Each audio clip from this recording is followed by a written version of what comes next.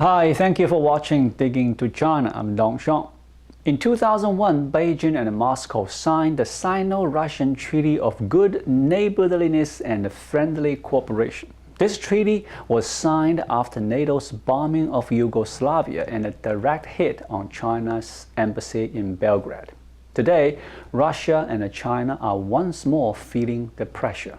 Last June, China and Russia renewed a 20-year-old treaty after the NATO summit declared that China's ambitions and assertive behavior present systemic challenges to the rule-based international order and to alliance security. China's military links with Russia were also singled out.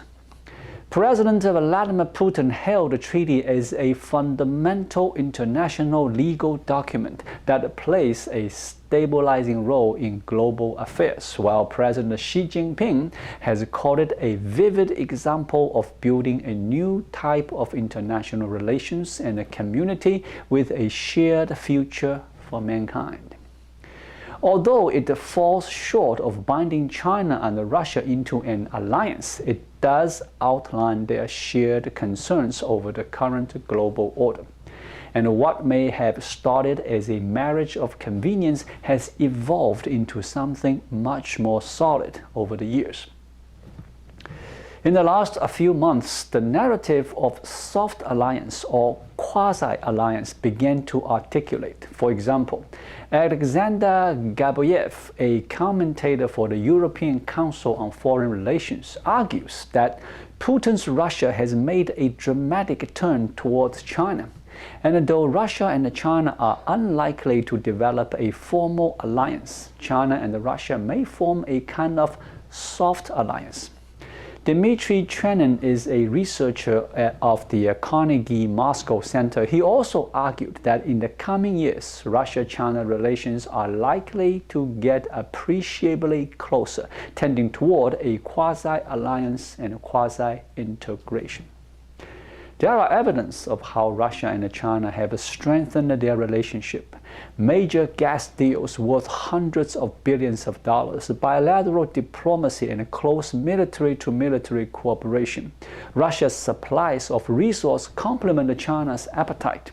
There is also a shared belief that the international order is dominated by the West.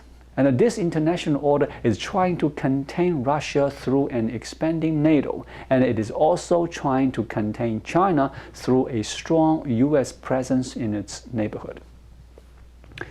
Although Russia and China have developed a strong relationship and many of their achievements are laudable, but the reality remains that many of the news stories reflect a public relations effort more than development of strong long-term ties. For example, last October, Russia and China participated in joint naval drills in the Sea of Japan, where they practiced how to operate together and how to destroy floating enemy mines with artillery fire. China demonstrated the growing strength of its navy. Russia reminded itself and its Western neighbors that it has powerful friends.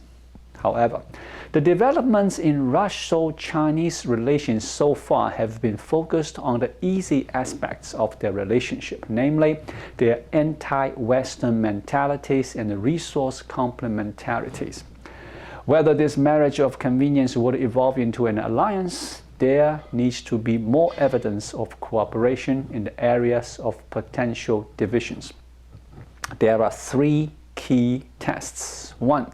Bilateral military cooperation. 2. Economic cooperation. And 3. Geopolitics in Central Asia.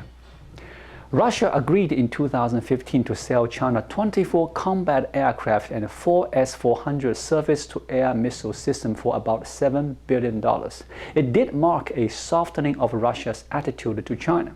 In the past, fears about China's growing military strength and its habit of reverse engineering Russian technology have discouraged Russia from selling high-tech weapons to China. It was widely reported that China received its first S-400 shipments in May 2018, but subsequent coverage by Russian and Chinese defense sources suggests that a handful of necessary components are still in the process of being delivered. Moreover, reportedly Russia must also provide some on-site training and installation work before China's S-400 system can be fully deployed.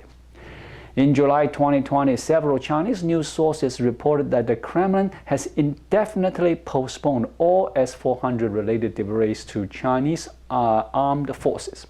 The reasons given by Russia are very heartwarming. It turns out that Russia is worried that the delivery of S-400 missiles at this time will affect the anti-pandemic actions of the Chinese army and does not want to cause trouble to China. It is not at all clear how the delivery and installation of S-400 components will facilitate the spread of the coronavirus in China. Testing every serviceman involved in these transfers is a logistical non-issue for both the Chinese and the Russian militaries. In October 2018, India had signed a $5 billion deal with Russia to buy 5 units of the S-400 air defense missile systems, despite a warning from the Trump administration that going ahead with the contract may invite U.S. sanctions. Last November, Russia has begun the delivery of S-400 missile systems to India, according to a senior Russian official. The development comes as both sides prepared for a visit to India by Russian President Putin on December 6 for a bilateral summit with Prime Minister Modi. The second test of Russo-Chinese relations is in the area of economic cooperation. Both countries make full use of their comparative advantages in economic structure, facilitated trade and investment, and promoted regional economic integration against the tide of rising protectionism elsewhere in the world. Annual bilateral trade volume has increased nearly 14-fold in the past 2 decades, from $8 billion in 2000 to $108 billion in 2020. In 2020, China imported $57 billion worth of goods from Russia and exported $50 billion to Russia, resulting in a Chinese trade deficit of $7 billion. Russia is eager for Chinese investment in its financing market, hoping to increase the volume and share of trading done between the Russian ruble and the Chinese renminbi rather than the US dollar. To this end, starting March 2021, Russia has changed the trading hours of the Moscow exchange to 7 a.m. to midnight to encourage more investment from the Chinese market. Energy is a key tenet of this economic relationship. Russia is China's second highest provider of oil after Saudi Arabia, exporting 84 million tons of crude oil in 2020, a 7.6% increase from 2019. In 2020, the total value of Chinese imports from Russia of mineral fuels, oils, and distillation products was $33 billion. Russia is likely to be an increasingly important source of oil for China going forward. However, China's pledge to achieve carbon neutrality by 2060 appears to have taken Russia by surprise, exposing a rift in their energy partnership and new risks for investment in oil and gas. While 2060 is still far in the future, Beijing also accelerated the timing of China's peak in carbon emissions, moving it up to before 2030 from about 2030. Russia is concerned by both deadlines because its major energy investments like the $20 billion Power of Siberia gas pipeline to China just opened in 2019. The project is intended to generate returns for at least 30 years. Deliveries from the pipeline are expected to reach a peak of 38 billion cubic meters per year by 2025. Such massive long-term investments in fossil fuel projects may now have to be re-examined. Specifically citing China's 2060 goal in October 2020, Russian energy minister argued that the net zero initiative will work against Moscow's oil and gas interests. Russia's reactions to China's target can be seen as a sign of divergent interests between the two powers. It suggests that Russia needs China as a market for its resource more than China needs Russia as an oil and a gas supplier. The third and the thorniest test is Central Asia. China's interest in the region is confirmed by President Xi's visit to Kazakhstan before heading to Moscow in 2013. Beijing's new Silk Road plan is set to expand China's influence in Russia's backyard. China has invested tens of billions of dollars in Kazakhstan and the rest of Central Asia. Much of it is in the oil, gas, and the mineral sector. The region is crucial to Beijing's global ambitions. Out of all Central Asian leaders, Kazakhstan's President Mr. Tokayev has the greatest personal affinity with China. A Mandarin speaker, he began his career as a Soviet diplomat in Beijing. For years, Russia and China have had a divide and a cooperation model in Central Asia. Moscow provided security oversight while Beijing helped develop the area's economies. This month's uprising in Kazakhstan reaffirmed that Moscow's security primacy remains undisputed, despite China's growing military might and Beijing's recent attempts to expand its own security footprint. Russia dispatched thousands of troops to Kazakhstan within hours of President Tokayev's request on January 5th. It was after 5 more days that China offered security assistance in a telephone call between the two countries' foreign ministers. By then, the immediate crisis had passed, and Mr. Tokayev's grip on the country was no longer in peril. It seems China doesn't have the military or intelligence capabilities to protect its regional allies in their hour of need.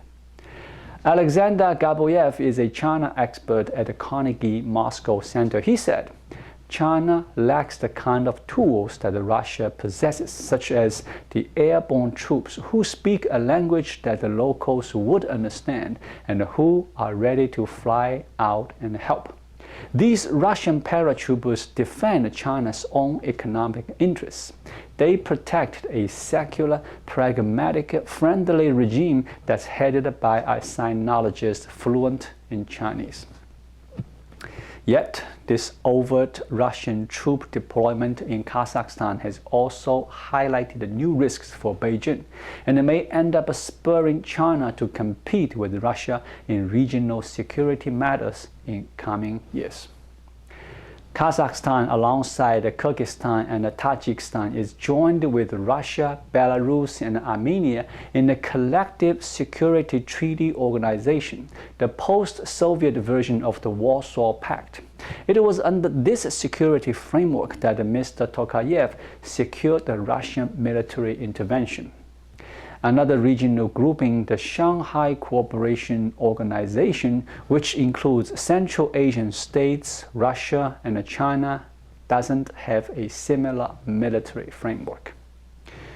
Although all Central Asian states are wary of Russia, their former colonial power, they often view China with an even greater suspicion.